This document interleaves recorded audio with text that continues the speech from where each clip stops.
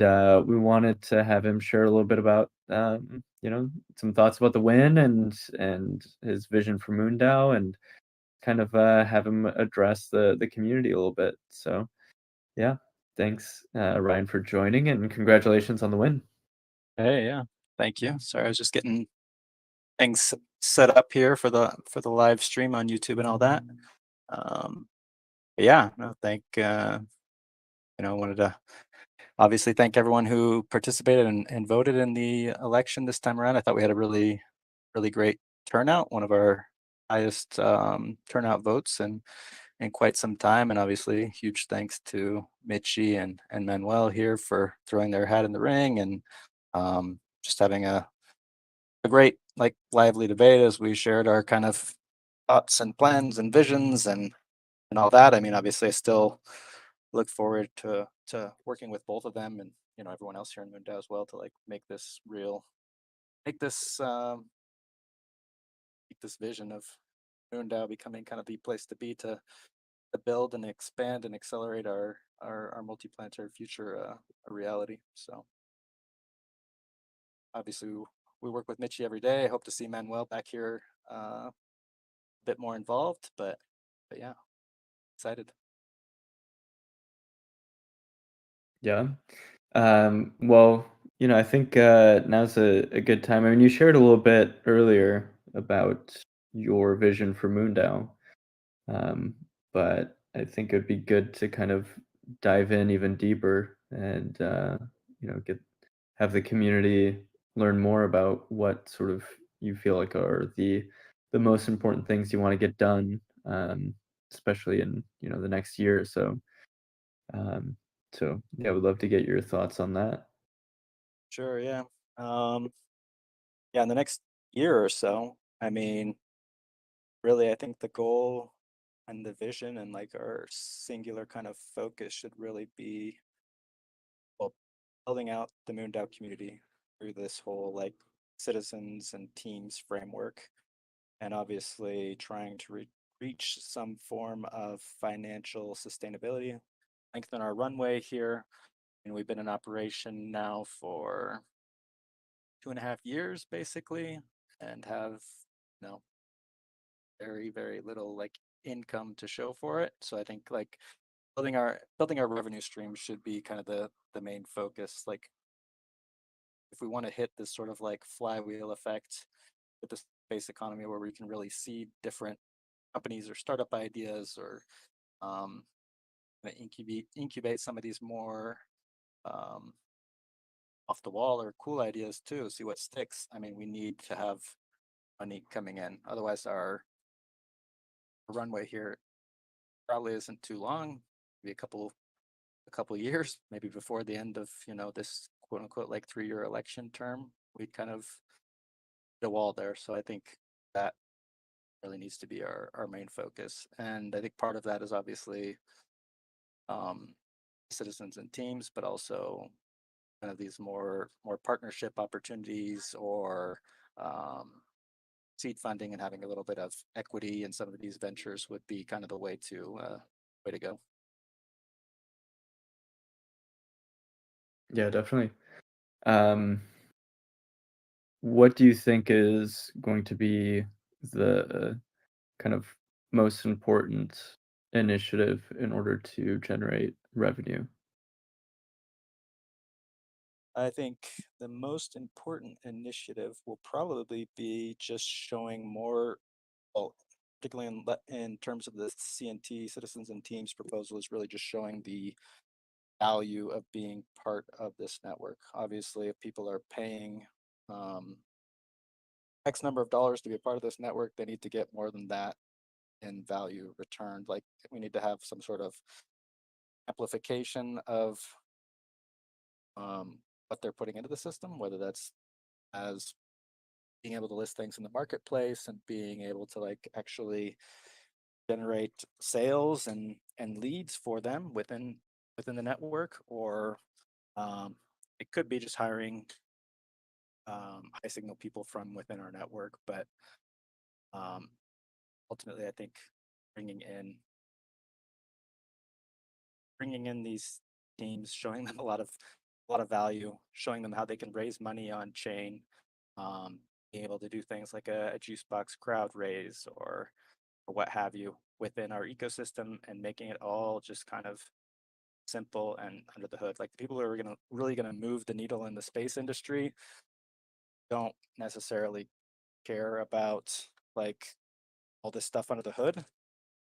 They're more interested in learning about in situ resource utilization on the moon or on Mars, or diving into different different technical aspects off world, not necessarily diving into the technical aspects of um, crypto and reading about, DK proofs and Merkle trees and all this sort of esoteric stuff that we talk about, or that likes to get talked about a lot at DevCon and what have you. But like these are all super valuable tools, and I think they really could um, provide an impetus to the space industry, but making them just more intuitive and under the hood. Like, yeah, I mean, we've seen how all the difficulties that people kind of face trying to get into our system. We've had a lot of people like demonstrate real interest in just becoming a MoonDAO member, getting Mooney and voting, without any of these like second or third, third level benefits that they could get from joining. Just like, hey, this sounds interesting, we should join. But they immediately like hit a big wall of actually getting into our system. I mean, it's not, we live and breathe this stuff every day or whatever for years in some cases, so it seems kind of intuitive and simple to us, but it's really not. So like to truly unlock the benefits of it, we need to be able to onboard these people that are really working in the space industry, and not have to make them take a PhD in Web3 and crypto to get started. I think that's my kind of main focus, and we're getting there, but there still are like a lot of hurdles that we need to get over, I think. Yeah, definitely agree. Yeah, the UX is so important here. Because yeah, you're right. Space people just don't um, care so much about the crypto aspect of things. It should just get out of the way. Yeah. Um, what do you think is the most important thing to focus on when it comes to the value proposition? Because I think people will also like overcome UX hurdles if they feel like there's a strong value prop. But that's not to say that we shouldn't fix those UX problems. We definitely should. Um, but yeah, how do you feel like we can um, light more of these companies on fire for sort of the vision that we have here at MoonDAO? I feel like some people get it, but it's still um, maybe kind of lost in this sort of crypto jargon. Um, even though we see it and it's very exciting. Um, how do you feel like we can get this communicated to them in their terms? Yeah, I mean, it's a good question. I think um, probably comes down to mostly self-interest and showing them that they like can make money, or get money into their nonprofit organization, or earn money as a business, and showing that this is like um, a real use case tool. I mean, that there's not just like, the money to be found in crypto is not just pure speculation or launching meme coins or NFT art or whatever, but they can actually put real services in here. They can ease their like cross-border payments. There's you know even less risks in terms of getting paid for their services. Implementing things like smart contracts for services rendered, I think, would be huge for a lot of companies. Like, I mean,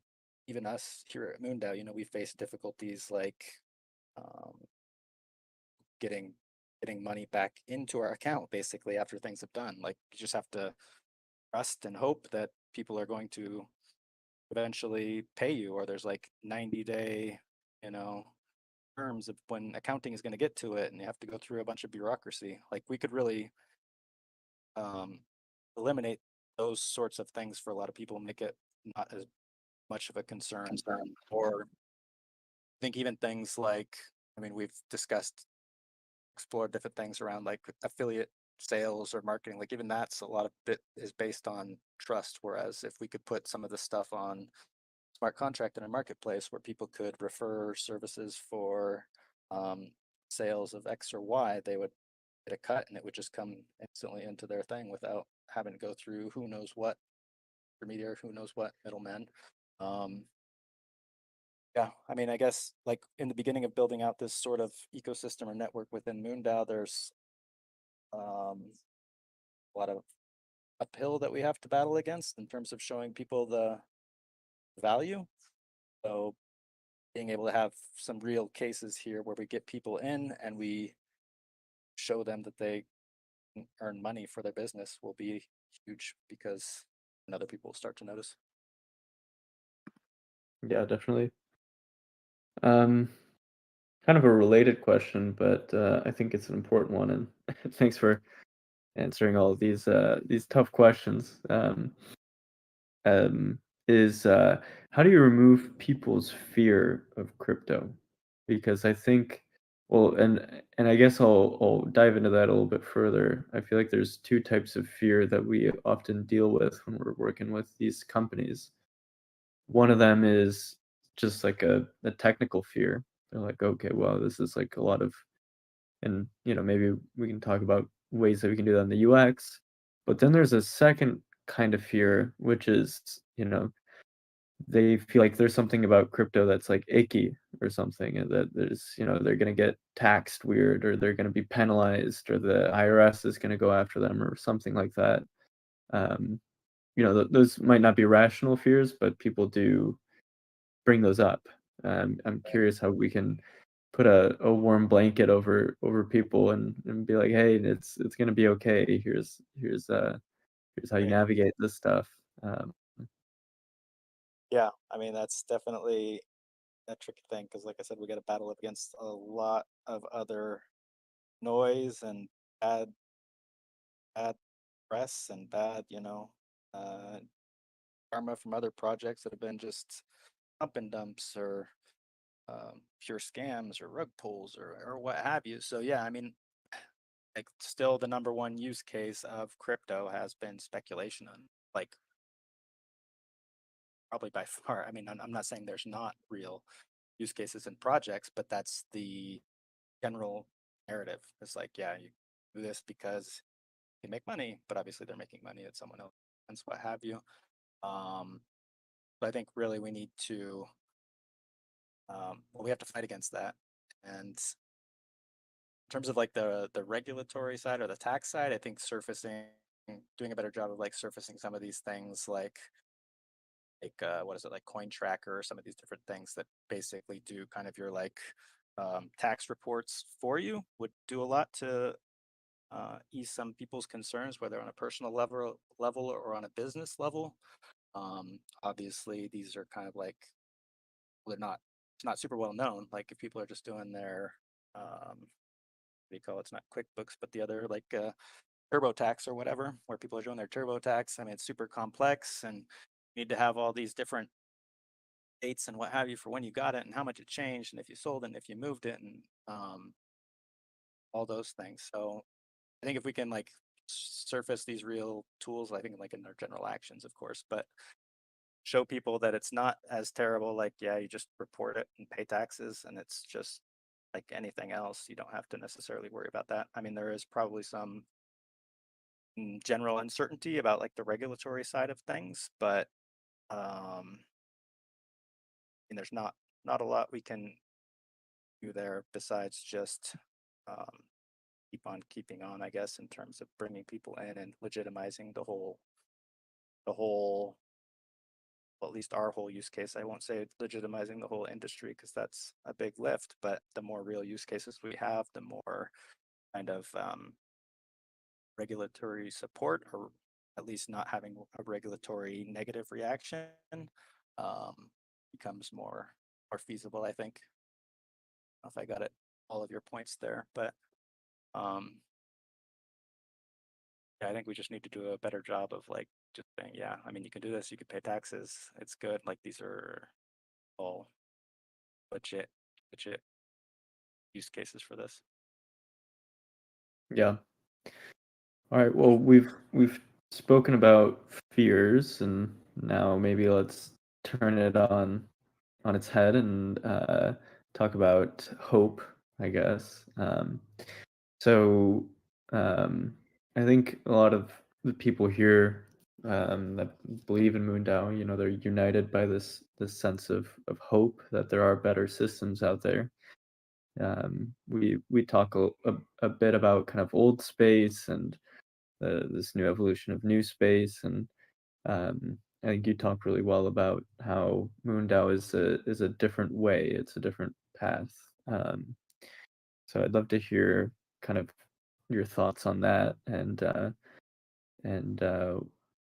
that sort of like hope for a better way of doing things or a better future.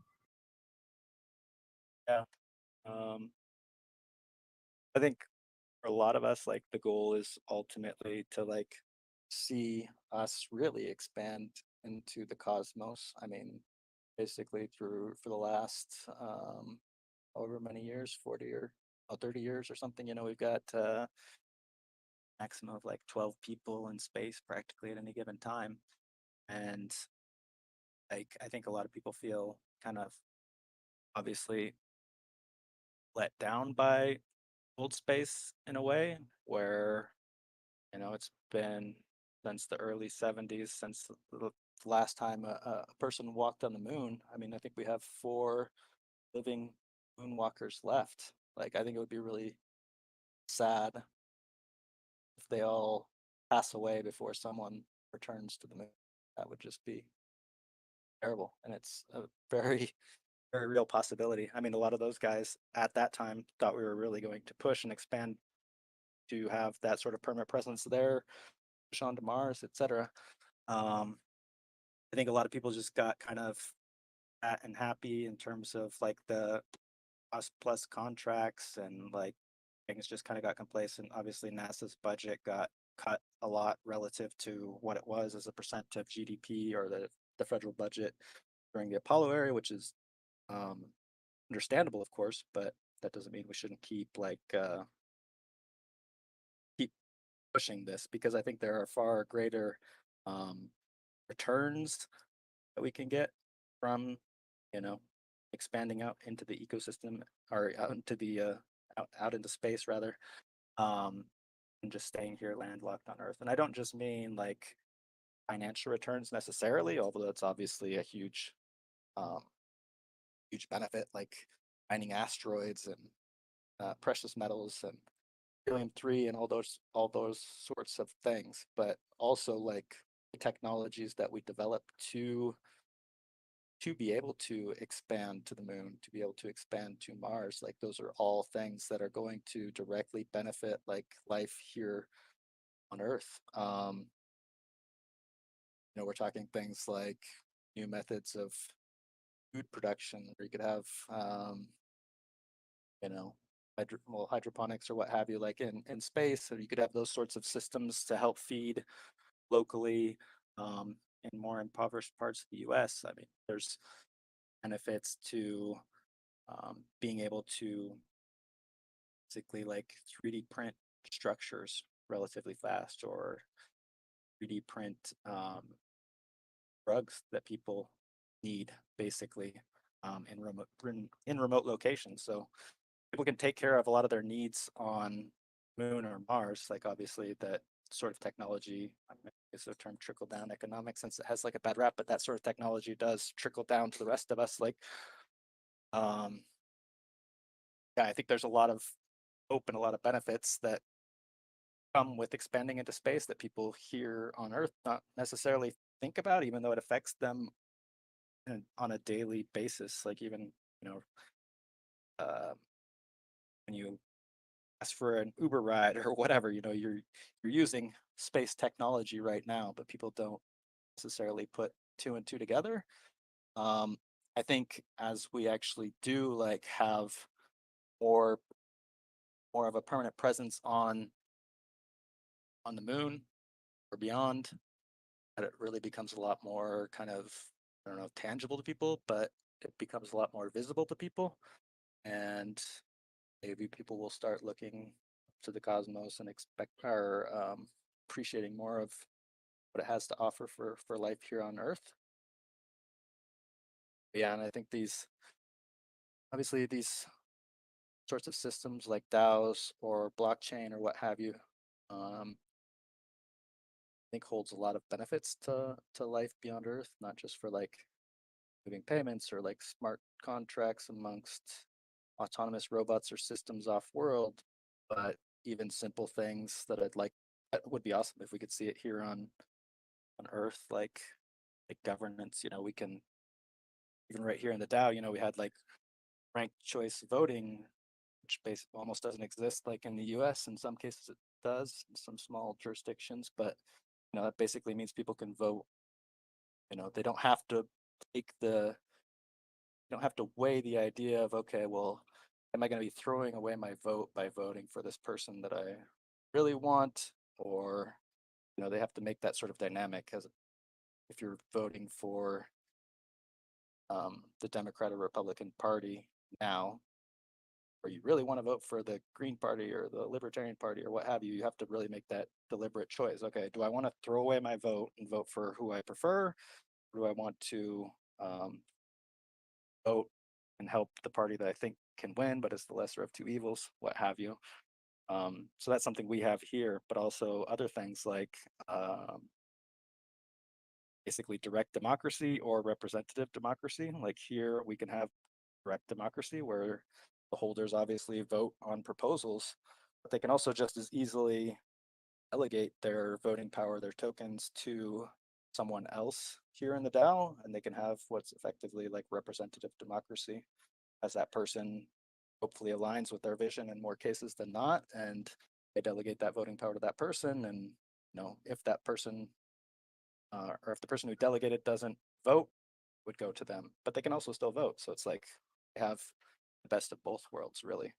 Um, there are even some other ideas that are pretty cool, like represent delegated, like ranked choice voting. So you could delegate your voting power in a ranked choice format. So, for example, someone could take their voting power and delegate it first to Pablo, and then delegate it second to me, and delegate it third to Phil, and what have you. And so, if Pablo doesn't vote, then they're voting, and I vote, their voting power would go to me. If they're Pablo or I vote, but Phil votes, my voting power would go towards Phil. So they can really put in a preference, like their ideas for um, whose vision they most align with or what have you, and who they would like to have their voting power go towards. I mean, I think that would be incredible if we could do something like that in real real world governance in DC, where voting where I could take my voting power and shift it, depending on how people are actually voting, move things around in real time. Not be restricted like that, but answer Bill's question. I mean, I think we're already experimenting with different governance models. I mean, there are some things that I would like to experiment with. Yeah, like I'm talking about with the delegated rank choice. I think that would be really cool, and actually like actively encouraging people when they lock their MOONEY to delegate, because I mean, obviously voter turnout can kind of ebb and flow depending on like interests. So I think delegation should be part of something that we encourage people to do, but I do like the idea of the ranked choice delegation. Um, yeah. Yeah. Well, okay. I guess so we spoke a little bit about the kind of differences between what MoonDAO is doing and kind of old space, and something that I think is worth talking about a bit here too is the funding and financing models that currently exist for space companies, and sort of like the way that they currently access capital. And I think ultimately crypto is a financial technology, so its impact will probably be most visible there. Um, yeah, I'm curious what you think are the benefits of someone using the network to finance their idea or their company versus going to venture capitalists or you know whatever sort of being a billionaire Right. and funding the whole thing yourself.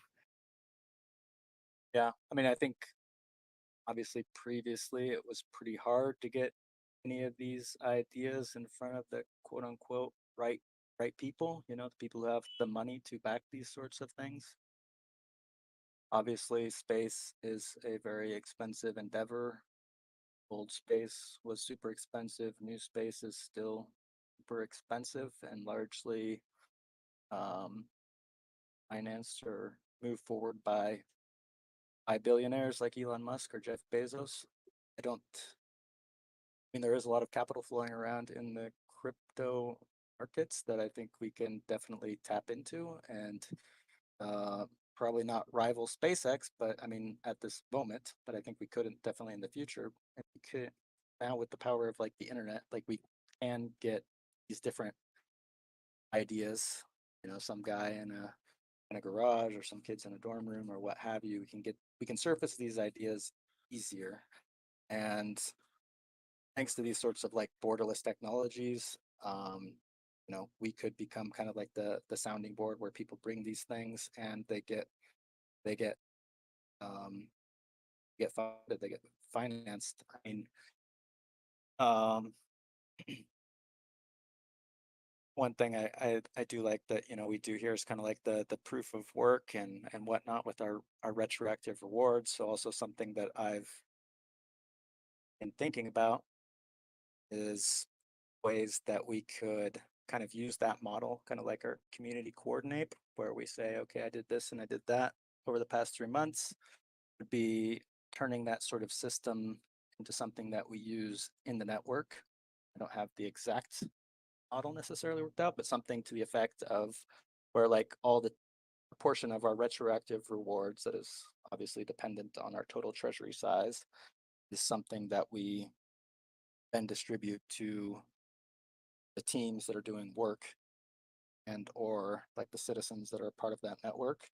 So basically at the end of the quarter, the teams that are a part of our network could say, okay, we did this, we did that, and now either the Mooney voters, the MoonDAO members, or the citizens um, would decide how to kind of allocate those retroactive rewards to the teams based on deliverables, based on their proof of work, and based on kind of their, I guess honestly, like their feelings about the trajectory of where they're going. So right now, obviously, the team price is something that's pretty cheap, uh, pretty low priced, I guess, and we want to build that up.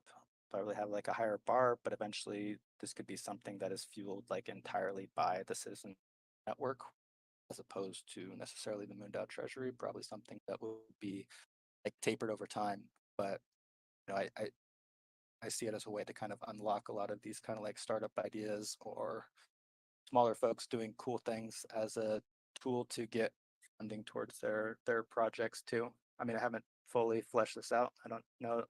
I think I've mentioned this to Pablo, but I'd be interested to hear what your reaction to that would be too.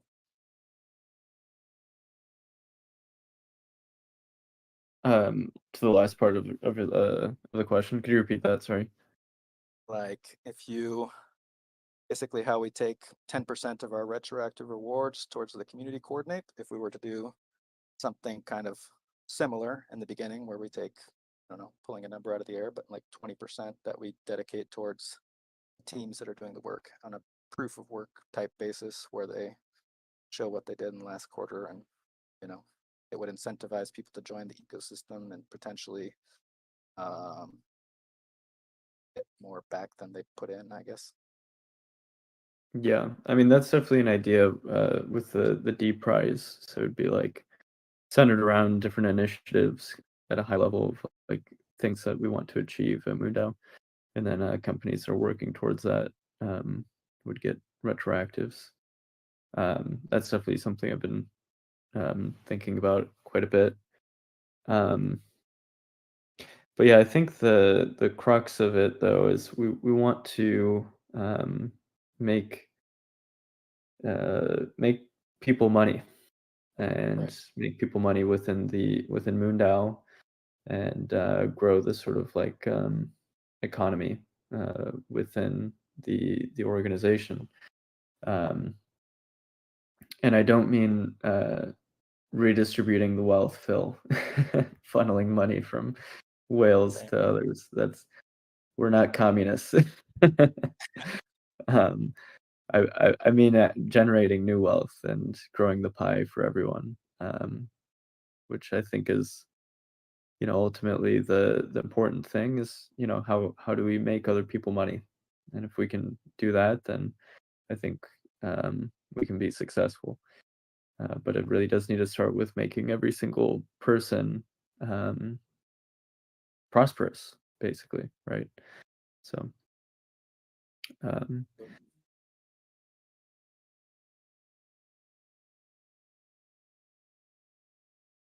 but yeah, I guess I guess we can maybe wrap this up. We're just about at the half-hour mark here.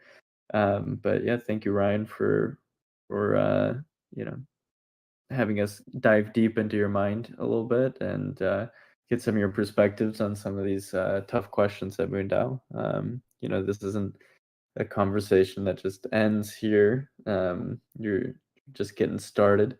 And yeah, it's awesome. I think that you've already been thinking very deeply about all of these questions. So, and I think everyone here can hear that in your responses that this is something you've um, been very actively and thoughtfully kind of diving into for a while. So, um, yeah, um, I guess we can go on with our regular town hall. So we've got a couple proposals here, and then we can open it up to the community, and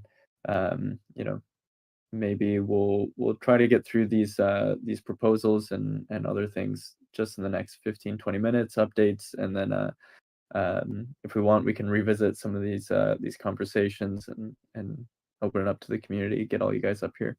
Um, so Cool. Yeah. It's the most I've ever talked in one sitting here at at MoonDAO. But yeah, it's cool. Obviously, love to hash out any of these ideas and talk about more things. We didn't really get to like more the concept of the network state and all that, but those are things I'd like to further explore, as well as like more IRL stuff and potentially a physical territory. So I think those are still conversations that we need to have as a community. totally. Yeah, and I'm excited to be with everyone in person soon for Iman's launch. And if anyone in the audience is interested in joining and we haven't spoken already, get DM me, DM Ryan, because it's coming up soon, and we'd love to see you guys in person and talk about all this stuff, IRL. So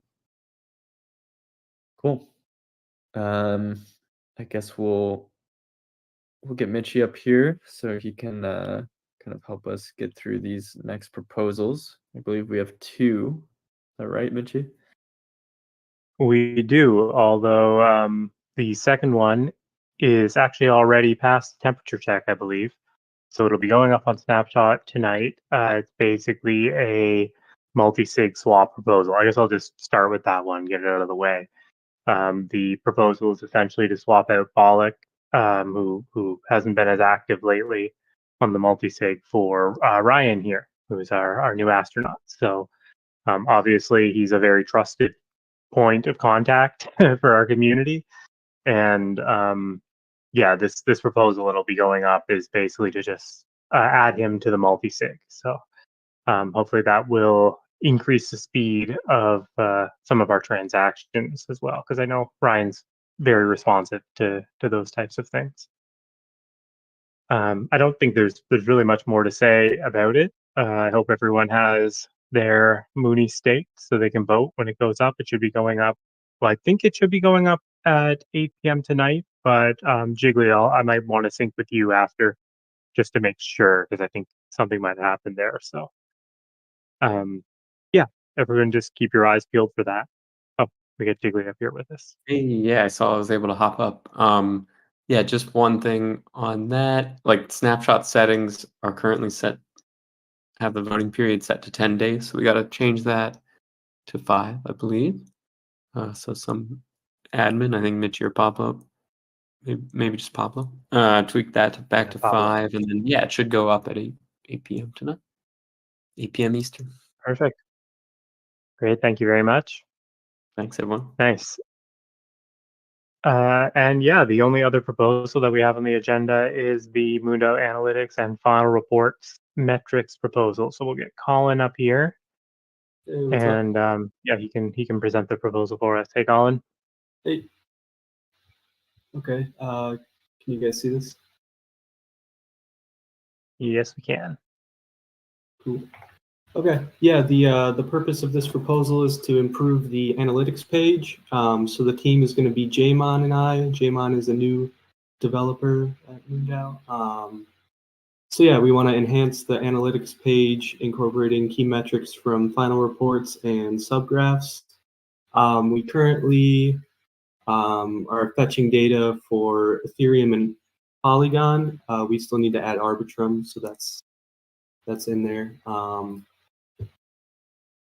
So yeah, some of the metrics we want to add are total, like I just said, total voting power across all chains, and then governance power over time as a chart, and then current projects and funding, and then have the treasury assets update weekly.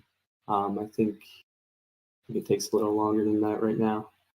But yeah, we just overall want to improve this page. It's not in there, but I want to try to improve the styling a little bit if I have time.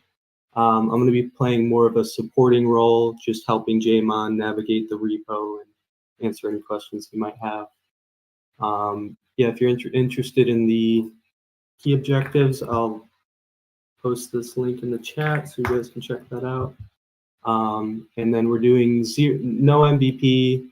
We're just doing a 500 DAI flex budget, and then the overflow will be distributed through the coordinate at the end if we don't use it. And yeah, that's pretty much it. Pretty straightforward.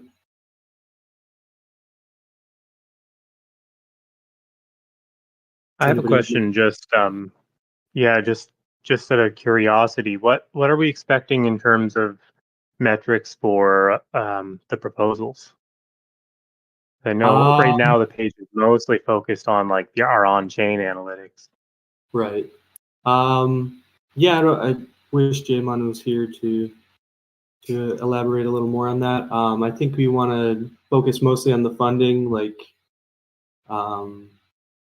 maybe like how much has been totally distributed throughout all projects, or yeah, I think Jamon has a better idea on all that. But, Okay, but it sounds like maybe it's still focused on more of like the on-chain aspects of a project system, like yeah, where where the funds are being okay. right. Okay, cool. Yeah, does anyone else, if anyone else has any other questions, also people in the audience, yeah, feel free to post in the chat. I think we got a question from Phil. Yeah, Phil's. We can go as far as like the on-chain stuff. We can go as far back as we need to. All we have to do is create a subgraph, and then that indexes all events on a smart contract. Yeah, so be good. Does that answer your question, Phil?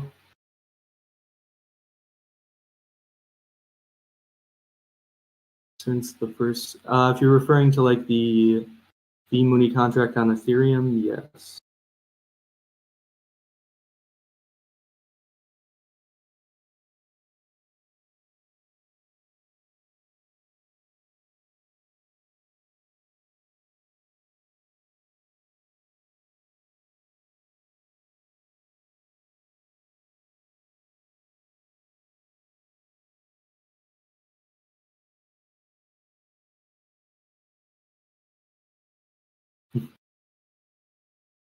lost my bird. Yeah, I think he's asking about like the reward cycles.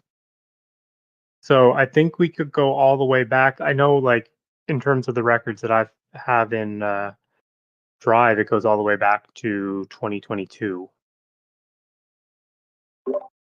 Yeah, to answer Phil's question, yes, we'll want to put all of the data that we have since the beginning of MoonDAO on that analytics board.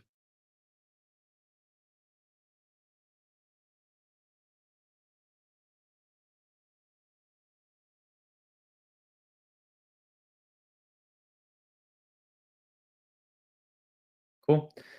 And yeah, I guess for those watching on YouTube, his question was, how far will those metrics go? Will they be all the way at the beginning of MoonDAO history? And the answer is yes. So, okay. Any other questions about the analytics proposal?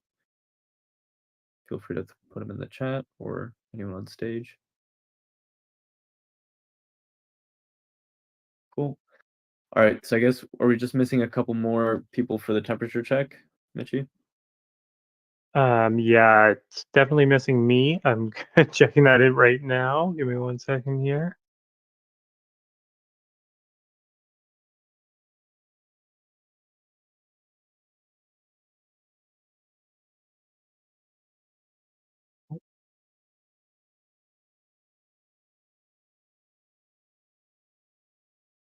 Just gonna tag the Rocketeers as well.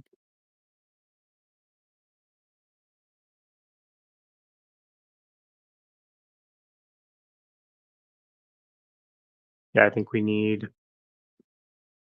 one more. Also, I think it would be helpful for Rocketeers when we do the temperature check if you could just leave a little like check mark just so that we know if you voted or not, because right now there's no way for us to know who to follow up with if there's,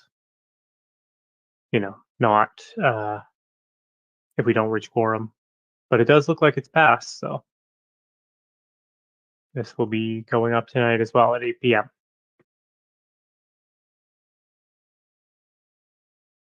I do have a question though. I don't think it's listed in the proposal, and this is maybe another thing, Jiggly, we can update, but there's no end date specified for the proposal. Is this expected to be finished within this quarter, like by the end of the quarter or the end of next quarter?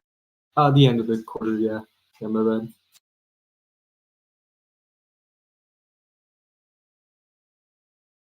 Cool. Great. Okay. Let's keep moving along then. I guess we just have project updates.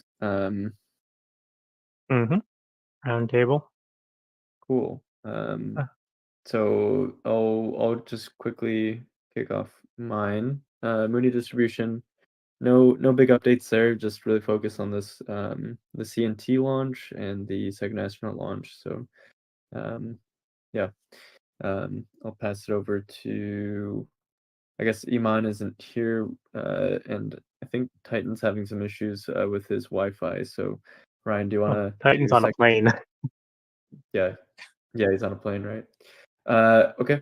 So second astronaut support. Yeah, we're still plugging along. Hopefully, we have an announcement soonish. Obviously, the crew's been announced. We're just missing a launch date, but we're still like, putting together general ideas and getting ready to get the word out about the on the ground community event and how we're going to spread the word there. There's a lot of loose ends and coordination with Blue and maybe some press coverage and other things like that we're doing. Can't necessarily share it all openly at this point in time, but things are they're still moving forward with a lot of little details, I guess. And there has been some good coverage come out. I know there was like a recent one that kind of got repicked up on MSN with from the local Nashville news with Iman with a video and a story. Really a link here, but yeah, we're still keep on keeping on until Limon's in space. Awesome. Cool. And citizens and teams. Colin, do you want to give updates on that one? I can give updates on my end. So right now I'm doing trying to get the NFT checkout to work with our smart contracts. Yeah, I also implemented the citizen and team application flow. So now if you go to join MoonDAO on the I guess on the join website, if you're not whitelisted, then it'll bring up the application. You can fill it out. Yeah, that's pretty much it on my end. Cool. Yeah, I can give a little bit of extra updates there too.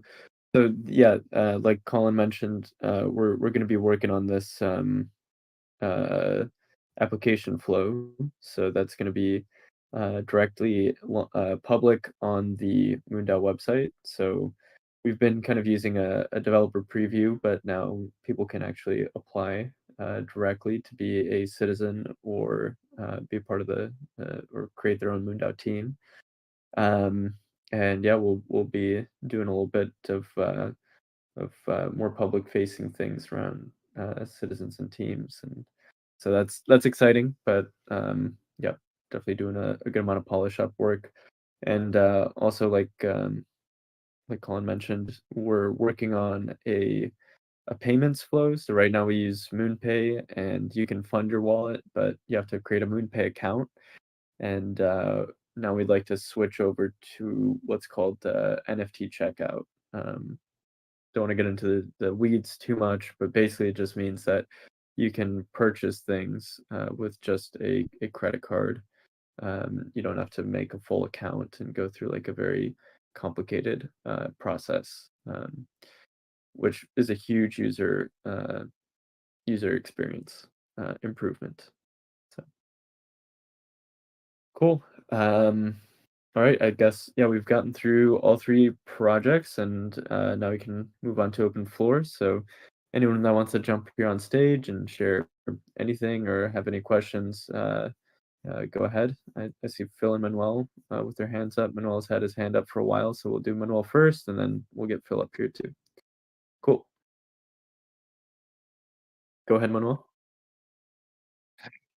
Hey guys, what's up? Can you hear me? Hello. Yep. Hello. Nice. Nice. Yeah, I'm at Zoo Village right now. I want to update you. It's pretty late here. But no, I wanna share, guys. It's yeah. First of all, congrats to you, Ryan. And also, yeah, it was super good to have the election also with Mitchie in the round, and I think we had a great community engagement, and yeah, also a very very positive outcome. So I'm happy about that, and yeah. So honestly, I have like two things. One is like somehow critical to our current situation. Also because I saw like some changes over the last 2 to 3 weeks around us in our environment, in our ecosystem, that are not playing in our favor, which is concerning me personally. And I want to share this, but I think now it's not the good time to bring this up.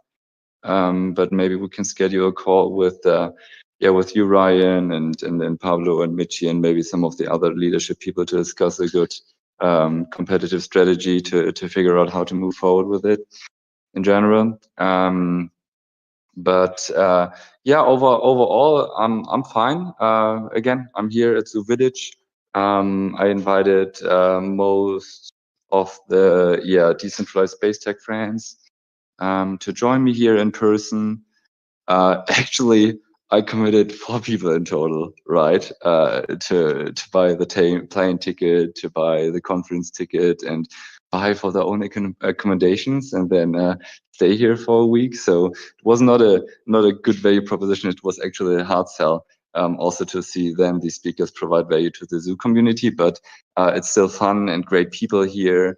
with great thoughts around decentralized science and decentralized AI and decentralized biotechnologies for sure. And yeah, thanks to all of us also around decentralized space tech.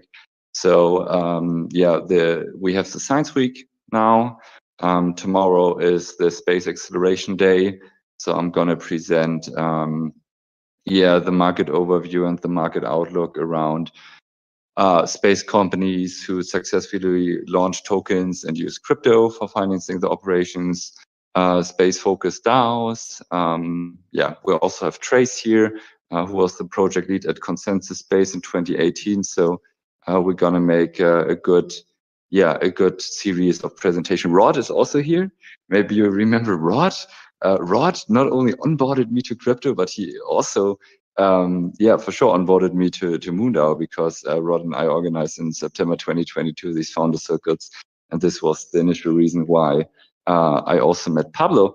So it is good to meet him in person for the first time. And then out of a sudden, there were also like organically people approaching us to do spontaneous presentations, workshops, whatever.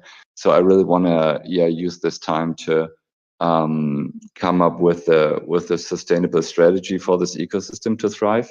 Again, because there were like some really concerning things that happened over the last 2 weeks in the DeSci ecosystem, and the people who follow the DeSci ecosystem maybe know what I'm talking about.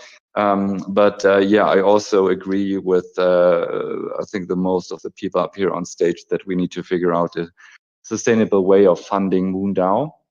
Besides launching tokens, I think from my point of view, we have like two different options, two different decision paths in front of us, like either going full space as a public good and throwing away money and then running out of cash in the next 2 to 3 year time frame without achieving our initial mission, or we find a way to make a good amount of money, make our community rich at the same time, and then put a meaningful money on the table. Also to distribute it like properly. And again, you know me, and people who know me also personally know that I really enjoy talking about open science and open hardware and allocating funds in the most effective ways possible. But it's like actually not solving the issue of capital formation. So this is also what I learned over the last couple of months and years. So again, we really need like a unified, comprehensive strategy, how we can also go all in crypto and tokenize as many things as we can to create liquidity, to then also fund our mission, because there's like no other way around. And I think we also have the unique value proposition of not only being very scientifically focused, so not only DeSci, but we also have the blessing to leverage the commercial space industry for our benefit. So yeah, at this point in time, and this was actually not my decision, but it was just the dynamics of the ecosystem and what's happening around us, we are somehow forced to go all in commercial space and go all in crypto and try to make the best out of it instead of throwing away money and then running out of cash. And yeah. So yeah, these were some of the learnings that I had, some of the concerns that I had, but I think with the current team setup and the resources we have left, we have still every opportunity in our hands to flip the wheel around and make this a success. So yeah, these were some thoughts that I wanted to share with you. Other than that, yeah, I don't know. It's like 30 degrees Celsius here in Georgia. I really enjoy it, and whatever comes out of this, I will also tell you and the rest of our community. Maybe I can actually onboard some other people to MoonDAO, thanks to this space acceleration track here in the pop-up city. But yeah, so that's my opinion. Let's go all in crypto. Let's go all in commercial space. Make our community rich as fuck and use the money to support like really bold open science and open hardware projects. It's not my decision. It's just the ecosystem dynamics that evolved in DeSci over the last couple of years as well. So be aware that some people don't have the best interest for MoonDAO. This is what happened to a good friend of mine. You talk and talk and talk, and you overshare what you want to do and what you stand for and whatever, and then people lie to you, exploit you, and just fuck around. It's not cool. It's hurting the ecosystem. It's hurting our progress that we can have in the decentralized space tech ecosystem. And this is not how it should be, because from the bottom of my heart, I still believe that cooperation outcompetes competition. Funny enough, yeah. But just be aware that, again, some people don't have the best interest for our DAO. Some people don't have the best interest for this decentralized space tech ecosystem. So be aware about that. And think for yourself. I think you can think for yourself. Don't fear me. Don't fear our MoonDAO community. I think the people who stay with us now for the last couple of years, have a proven track record that they truly believe in this community that we have here, which is pretty unique, and the mission that we want to drive for. But other people outside of our community, outside of our ecosystem, might not think that way. So also very useful learning from my end over the last couple of years. But this is what I wanted to share. So keep your head up, guys. Stay strong, stay optimistic, stay true to open science and open hardware. But let's also make some money for financial sustainability for ourselves and our DAO. So Yeah. Hey, a lot of the we're almost at the hour mark, so Phil, I want to move it over to you. I just wanted to ask if the statements that Manuel was saying were specific to MoonDAO or are broader than that. Just like yes or no, are they specific to MoonDAO? Yeah, otherwise I would not bring these things up. Okay, sounds good. Well, sounds bad, but you know what I mean. Thank you. Yeah. For the record, I have no idea what you're talking about here. So if you want to DM me about it or share, let me know. But go ahead, Phil. Updates from timekeeping and elsewhere. IAC is coming up. I've got plans made. RITs, our project at RIT for the university students building a time card is official. Students are signing up. And I'm going to be speaking about timekeeping and participating in a workshop with the Foresight Institute come September. So I don't have many projects going on, but